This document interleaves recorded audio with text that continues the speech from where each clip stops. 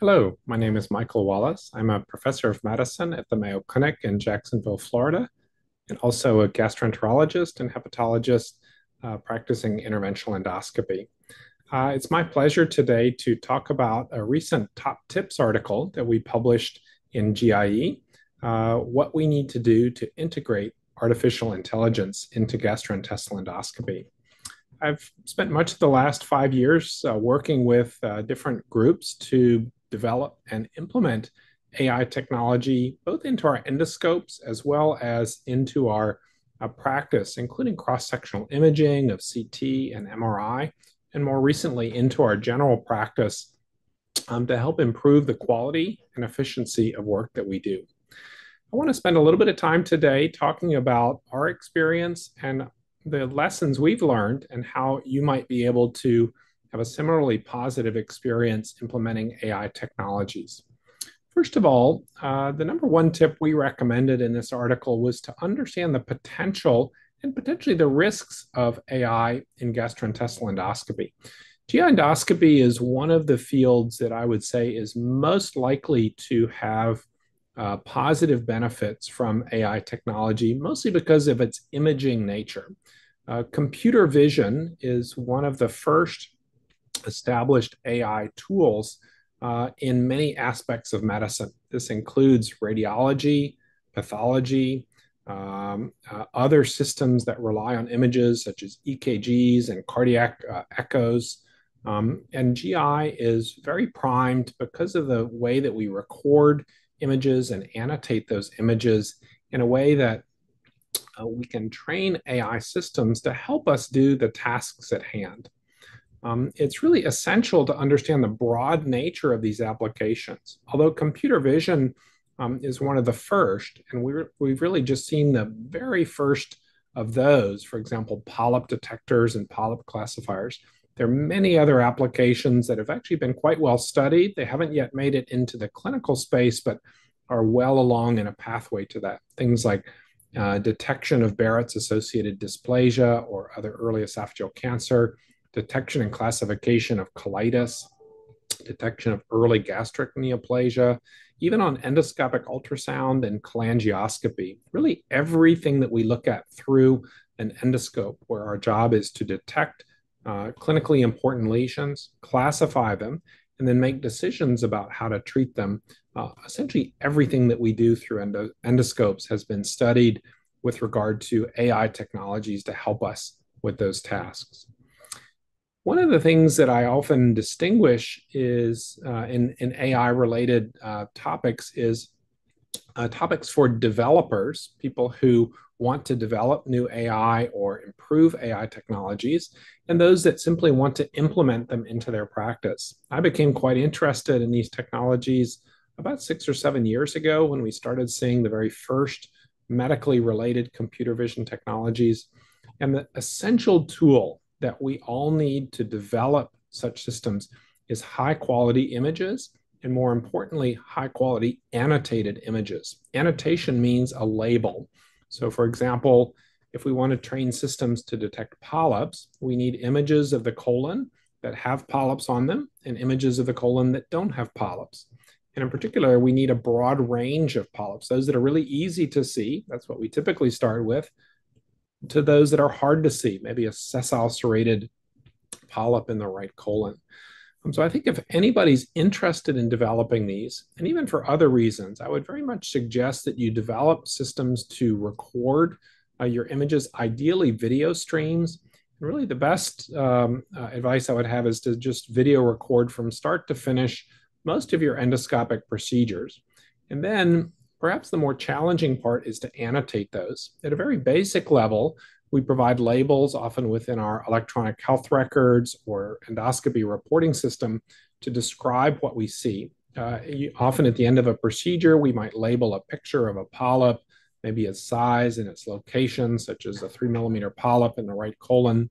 Those are annotated images. And that's the source material that's necessary for training these algorithms. But we don't routinely video record all procedures start to finish. And we tend to only label the things that we as humans see. And we know that we miss some things. and perhaps misclassify a few things as well. So I think it's good when you want to train these and partner with companies to develop these, is to start recording lots of images, video images in particular. On the practice implementation side of things, moving a little bit away from development, many of us have access now to these systems that you can put in your practice. We have FDA and European approved systems really around the world. We started implementing some of these into our practice about 2 years ago when we got the first FDA approvals for these. But you want to do it in a rather phased and careful approach, as with any new technology. When we introduced high definition scopes, optical enhancement features, initially you might get some pushback because it's new. People are used to doing things a certain way. And with AI technologies, particularly the computer-aided detection systems, that often means you're implementing a system in your endoscope which flashes an alert to the endoscopist to pay attention to a particular region of the endoscopic image. And as with many things in our life, we get lots of alerts and notifications. Maybe my phone will go off with something that's important, but more often than not, it goes off with a message that's not important, or at least that I don't need to pay attention to at that moment. This is going to be true when you implement these into your endoscope workflow as well. And so you want to forewarn your team, your physicians, your nurses, your technologists, that there will be some false alerts. Usually these are very brief false alerts, and they can be a little bit distracting at times. And sometimes people get frustrated early on, and in the worst case scenario, that early frustration leads to discontinuing the use of these technologies, even when they're clinically very useful. But you need to prepare your staff for this change and implement it in a slow way. For example, in our practice, we first implemented AI technologies in just one of our endoscopy rooms. We let people get used to it slowly. It was very optional to use it. We typically only turned it on during the withdrawal phase of colonoscopy. We still do that for obvious reasons, but you don't want to force it on people. You want to give them a slow opportunity to learn it and get used to it. We also want to make sure we're training our staff, not just the physicians, but all of the staff to use it. Simple things like just turning the machine on. Usually the external devices and even the ones that are built into the endoscope towers need to be activated when we want to use them. For example, when you reach the cecum and start your pullback. And train the staff to recognize the difference between false alerts and true positives. For example, we've studied this quite carefully. False alerts tend to be very, very brief, often split-second flashes of a green bounding box or other alert system, but they go away very quickly. And you can quickly recognize the difference between a false alert and a true alert just by how stable that bounding box is. Almost all true positives, the bounding box stays on the lesion while you're imaging it throughout. So it may stay on there for 4 or 5 seconds or the entire time you're looking. Whereas if it's a bubble or a little bit of stool or a fold, it usually just flashes very, very briefly. And so just preparing people for that will be quite helpful at being successful with this integration.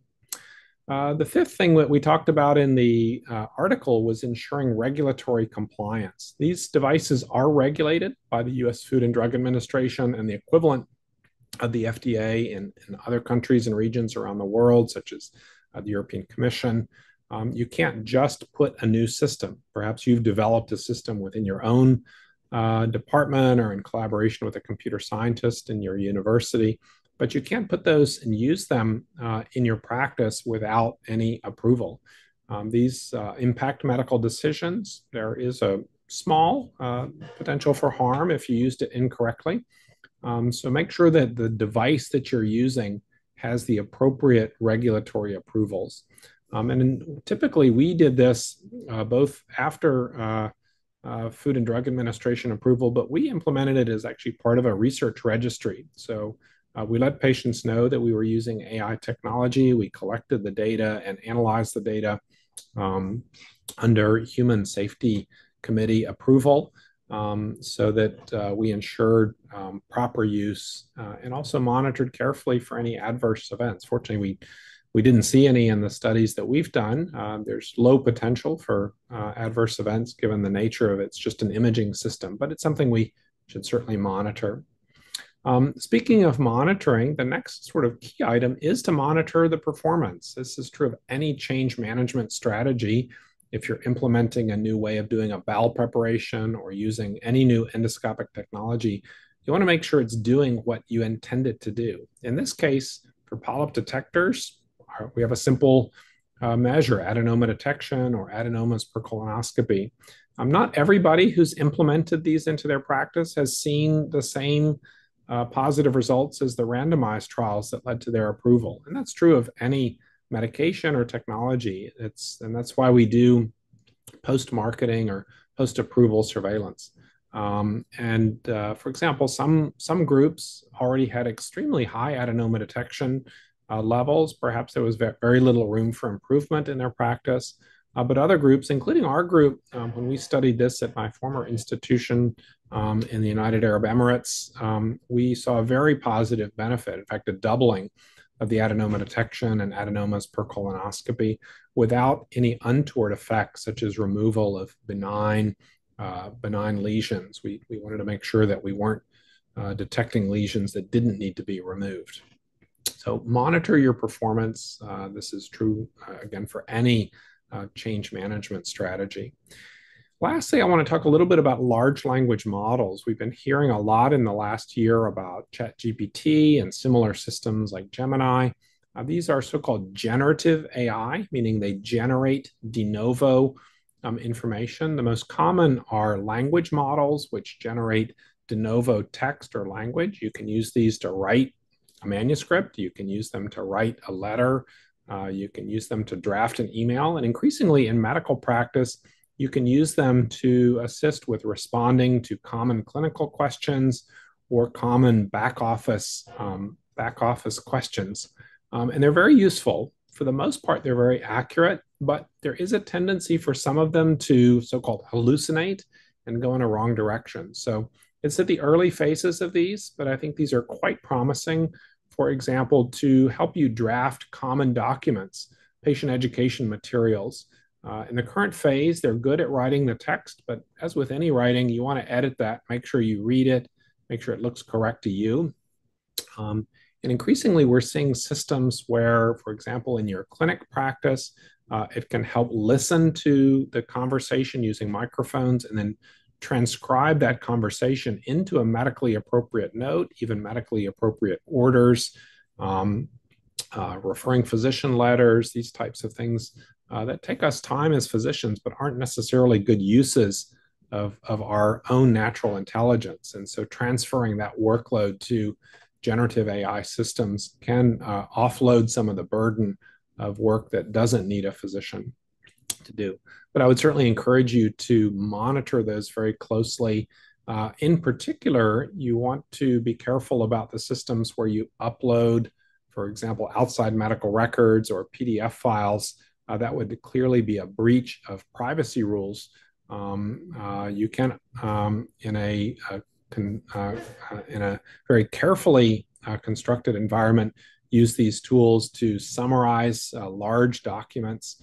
But in the case of medical records, you clearly don't want to do that outside of the firewalls of your institution where it would be a breach of privacy. Overall, these tools are really starting to come into our practice in a way that we're seeing clear benefits. And I think we're just scratching the surface.